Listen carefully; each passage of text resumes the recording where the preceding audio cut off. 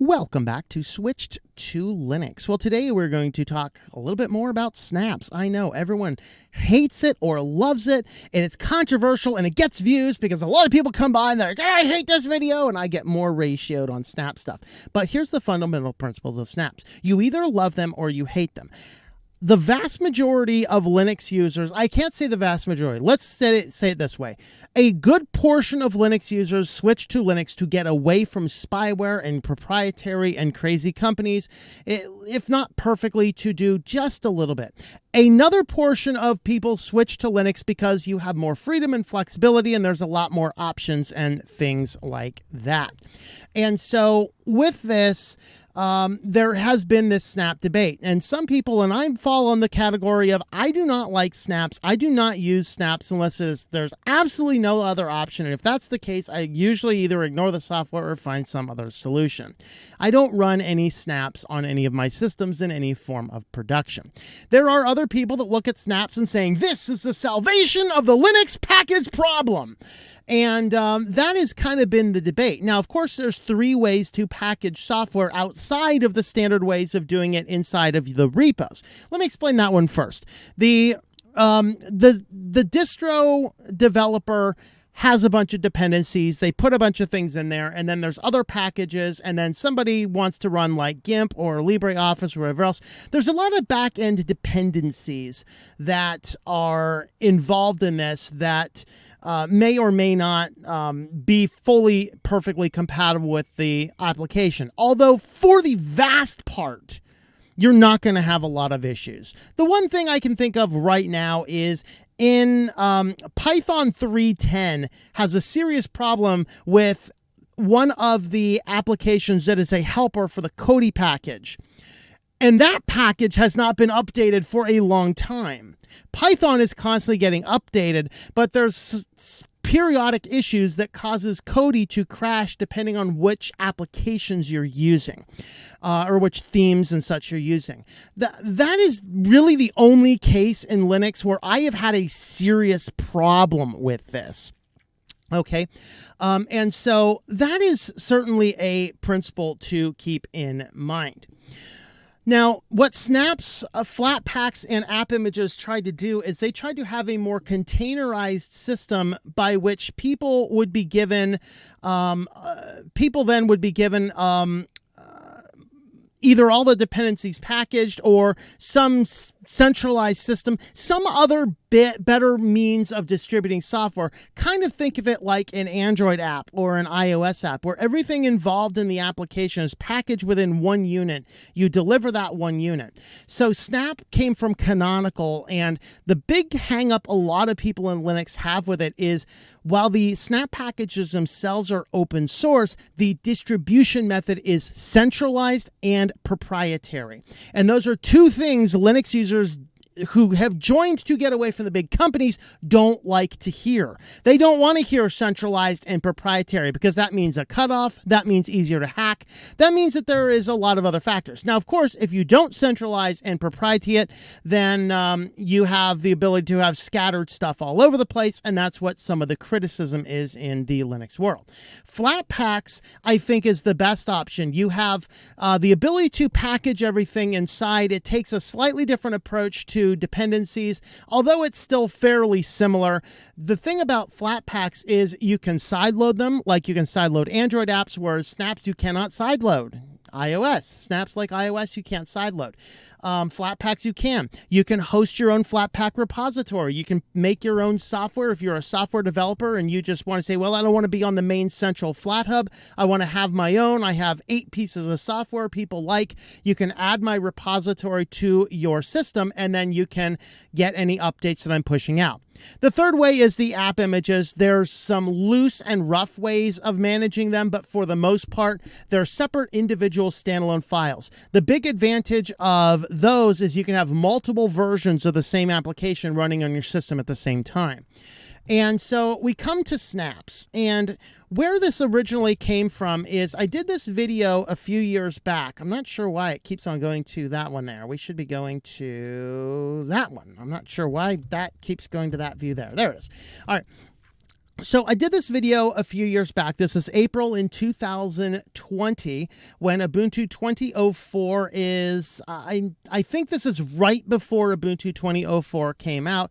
And of course, like other things, I wish I had that thing in there to show you how many likes or dislikes. And I don't know off the top of my head how many likes or dislikes. These ones usually were ratioed around 80%. And because a lot of people, you either love them or you really hate them. This gentleman here, Wilson, says 3 days ago, 2 years have passed. We're now in 22.04. Can you confirm if most of the big questions raised here have been solved? I would like to see a review about this. I said, hey, great question. Let's do it this weekend. So here we are. Now, sadly, Wilson, no, actually, I think things have gotten worse. I don't think things have gotten better. After this came out, it was mentioned out that Chromium would no longer be packaged in the repository.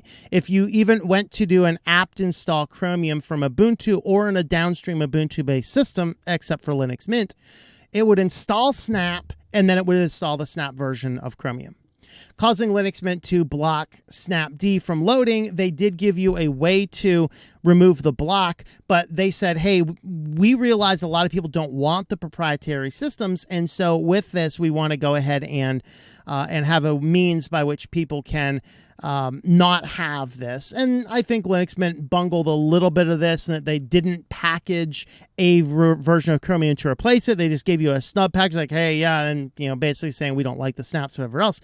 I agree with that, but I do agree with what they did later. They should have packaged a version of Chromium in to replace it. Well, since then, now we've lost the repository version of Firefox. So more software is being removed from the repositories, being forced onto the Snap store, and more software is going to happen. But there are some more issues with it. So let's head on over to the Snap page. Oh, that's right. These guys, you cannot even view the Snap page without going through this absolutely dystopian nonsense of stuff. Usually when a website like this pops up, I simply close it. But since our purpose today is going to be looking at it, oh, sure, we can either accept all, on my browser here flushes everything, but here we can go ahead and, of course, the all, of course, does that, or we can hit the very hard to read button to save preferences to turn off all of the nonsense. So this is the type of thing many Linux users don't want to see. So you land over here on Snapcraft, and this is the place where you can look for applications. And of course, if you go back into the blog, and as we said in May of 2018, I'm probably not going to find it because that's so long ago, but in May 15th, 2018, they have the blog post I highlighted in the other video saying, hey, we are moving away from trusting the software to trusting the developer instead. Of course, who are our developers? Well, many of us are having concerns about Mozilla. Most of us switch to Linux to get away from the likes of Google and Microsoft. Spotify is hit or miss. I still haven't seen anything with JetBrains. Hey, I trust KDE. Okay. And so we have some of these issues with this. Now, what has happened, though? First, let's go ahead and have a brief look at a little bit in the video. In the first 1 minute of the video, I talk about apt in the GUI, and this is the only issue I see that has been resolved. First and foremost, Ubuntu is Ubuntu's distribution. They can do with it whatever they want.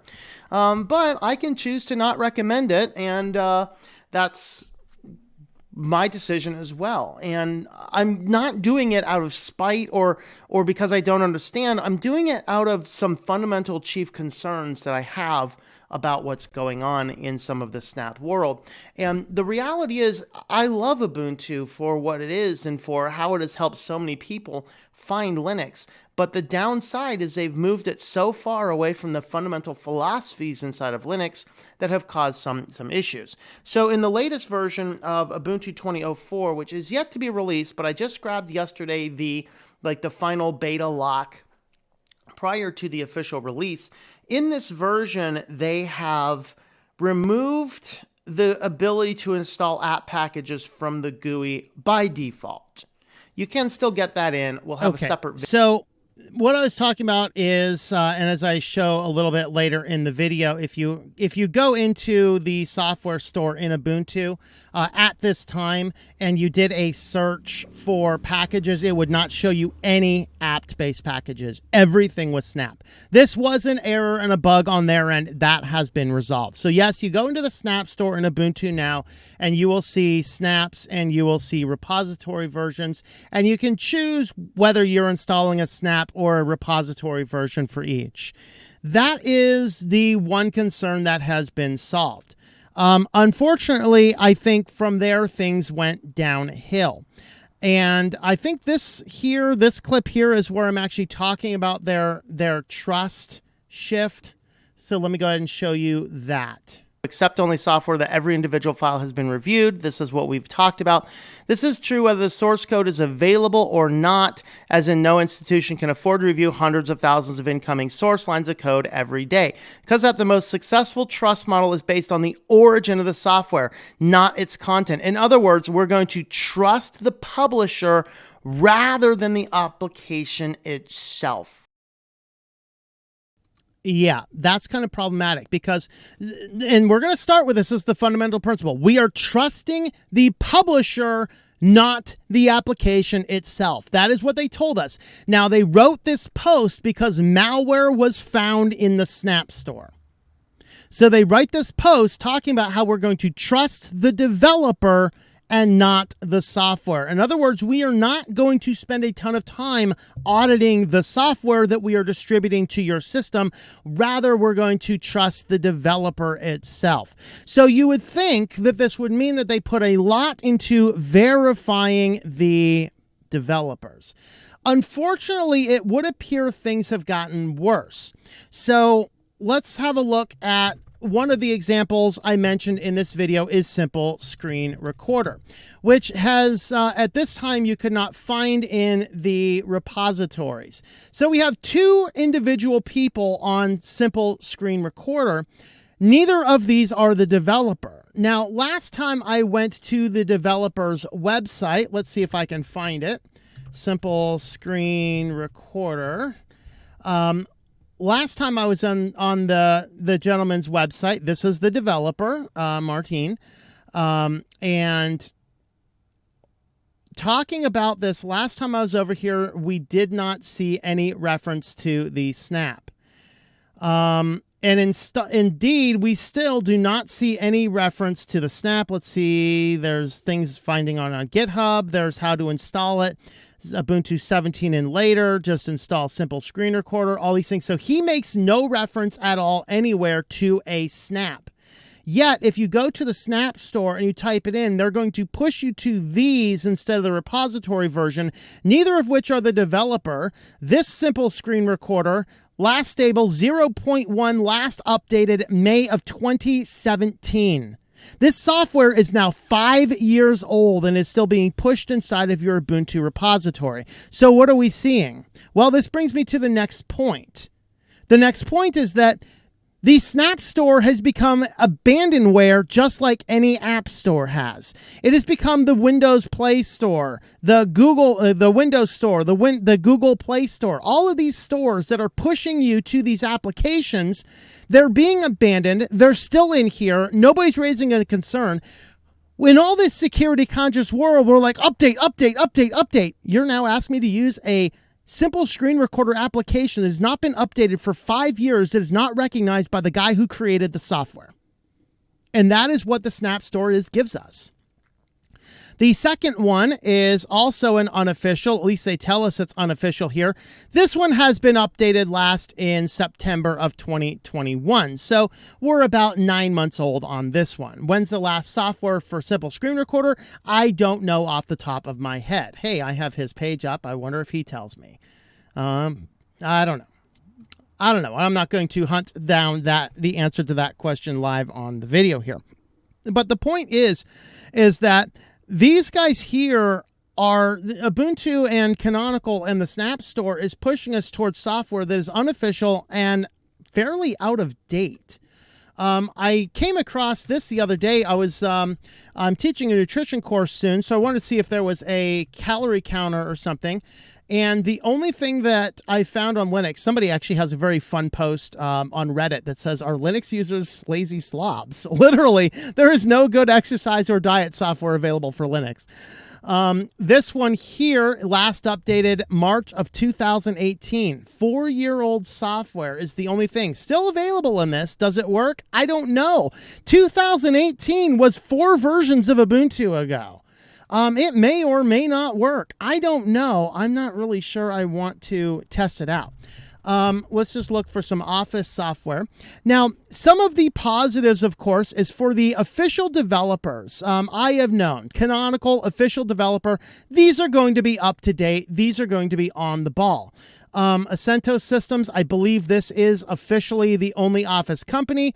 You will see very up to date. So if you have these blue checkmark verified guys who are the official people doing the software, you're going to have good software. But the problem is, like every other app store, it becomes full of a bunch of crap from unverified people who aren't updating software, who are not officially recognized by the repositories. Let's look at the Zoom. I think Oliver, as we established in the previous video, Oliver is a canonical employee, not official. I don't know if this is recognized specifically by the Zoom website. It was not, last I knew. You can see it is very up to date, so he is doing a good job of keeping it. Not verified necessarily, but that is a canonical employee. We can expect these KDE to be up to date on the KDE stuff. I'm okay with that. But what you'll see here is you have a whole lot of things like this. Like here's an unofficial feather pad from an unknown person that has not been updated in 18 months. The question is, if we are trusting the developer and not auditing the software, who are these developers? Why is the software still in the store? And why is it so old without being updated, especially when they told us this is going to solve all the package issues? Well, not if you're not updating things, it's not. So my second point is that shifting the trust over to the developers, this has been made worse. A whole lot of people are throwing unofficial applications not recognized by the official developers into the Snap Store. The Snap Store is expecting it. They're pushing it on us when we search for things. It's become a abandonware app store, just like everything else. So if Snapcraft would really like to be on top of this, you need to start cleaning these things out. You need to stop get rid of all of these unofficial things and make sure it's open to the people who are actually developing your software. That brings us to the next point that I made in the video, minutes 7 to 11. We're not going to look at that because, you know, bad hair day and all that. But I'm basically making the same point. I looked at several different packages. I looked at Signal. Let's have a look at Signal, which also Signal is supposed to be, of course, a very highly secure platform. This is now Snapcrafters. Okay, this was not Snapcrafters last I saw. So apparently that has been fixed. We found an application that has been fixed. Okay. I feel better about Snapcrafters doing Signal Desktop, about using it. Because again, I would trust the Snapcrafters to do a good job with their software. That's fine. The question is, who are the rest of these guys? We looked at OBS. OBS Studio, of course, that's the open source software that I'm using for this. Okay, so OBS is actually being also taken up by Snapcrafters. There's another one that has been fixed. So they are doing a pretty good job of grabbing some of the stuff, but there's still a lot of abandonware in here. So really, as far as all the different concerns that I had in my original video, these are still concerns. These are all things that are still in here. And yes, I feel that I was not spreading fear, uncertainty, and doubt. I was raising some legitimate concerns that seems to have gotten worse, because after 2 years later, a lot of that software has not been updated. The developers have not been verified. If they're going by the central model, we are trusting the developers and not the software itself. It begs questions. Have they actually audited this out-of-date old stuff that's on here? especially since these things have old dependencies. What if one of the old dependencies packaged with one of these old out-of-date things from 5 years ago has serious critical security flaws? You're asking me to run a 5-year-old software. Whereas the contrary is the same application, if it's available in the repository, everything is audited every single time there's a new distro release. So you have more confidence of your software. So I'm going to continue to not use snaps, and I'm going to recommend not to use snaps unless it's your the only thing that you can do. Flatpaks app images, I find better sources. I personally use repositories before anything else. Those are my thoughts. So not a lot has changed in the original video. I hope that has been helpful. Let me know your thoughts in the comments down below.